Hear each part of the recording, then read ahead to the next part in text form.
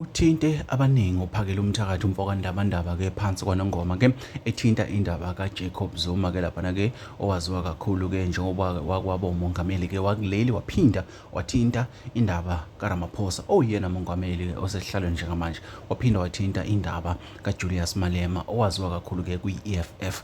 Lolu daba bafethu ke aluluncinyanga kodwa likhulu uphakela umthakathi ke uvezela abantu abaningi ke iside ke bebekade ke bengalazi ke kulolu daba nanti udaba awizwele.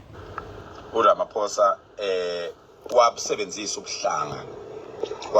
ubuhlanga uRamaphosa ngesikhathi ekhipha umsholozi emandleni. Ngizama nje ukukhumbuza abantu ababengekho nabantu abanganaki nabantu abakhohlwayo ukuthi namhlanje njengoba uRamaphosa noMalema bekhuluma ngobuhlanga, uMalema wabusebenzisa ubuhlanga ngesikhathi ehlangana nabelungu kukhandwa amatoyitoyi ukuthi akhishwe umsholozi esihlalweni. Angivikele umsholozi, angikhulumi ngobuhle bakhe nani kodwa ngikhuluma ngobuhlanga. Ngikhuluma ngokuthi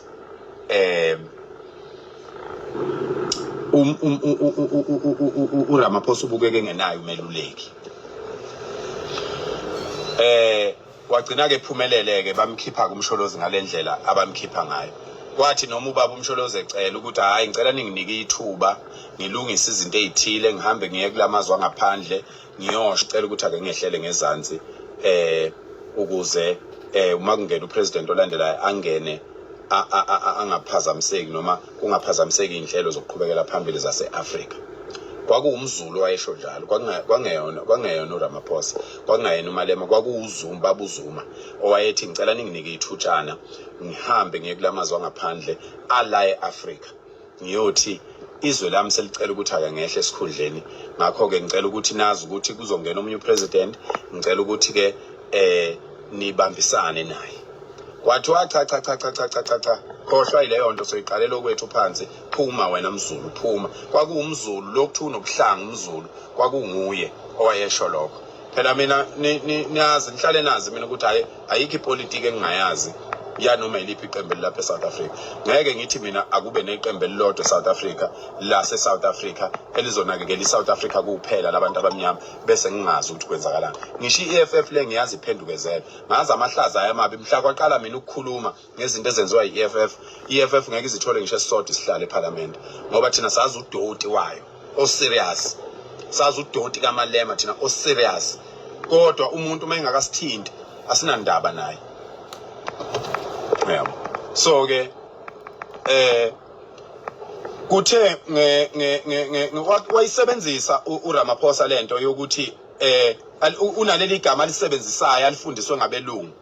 Ubaba uRamaphosa unaleli gama alisebenzisayo alifundiswa abelungu leli libizwa ngokuthi ethnic group. I-ethnic group usuke echaza nje amaZulu lapho, usuke ekhuluma ngamaZulu nje, uyawenyanya amaZulu, uyawenyanya. Ngeke ke thina sibenyanya abantu baseLimpopo. eLimpopo siyaya sizobakha ubudlelwana namakhosi aseLimpopo, amaTsonga, amaNdebele, amaVenda, abeTswana nabeSuthu nawo wonke umuntu okuleya ingxenye yezwe. Sizobakha ubudlelwana nalabo bantu ngoba sifuna iSouth Africa ibe yodwa. Sifuna iSouth Africa nje abantu baseSouth Africa babehlangane babe into eyodwa behlukane ngokwama cultures abo. Iyona into ezokhanda iSouth Africa leyo. Ngoba lena ukuthi kube nabaholi nje abagqugquzela ubandlululo. uMalema noBaba uRamaphosa bafuna impi eSouth Africa. Ama-South Africans funa enze isiqiniseko sokuthi ayibibikho leyo mpi leyo. Into abayifuna eSouth Africa njengoba nibabona beseka abantu bokufika nje bafuna kube nempi eSouth Africa. Ningalokothi ma-South Africans, ningalokothi niyabona njengoba bevumela amaSomali ukuthi abeke amakhosi, bevumela amaXhosa ukuthi abeke amakhosi, bonke ngoba benamabhizinisi ngale ngaphandle bafuna kube nempi eSouth Africa. Baphoxeni ingane zomama, ningalokothi.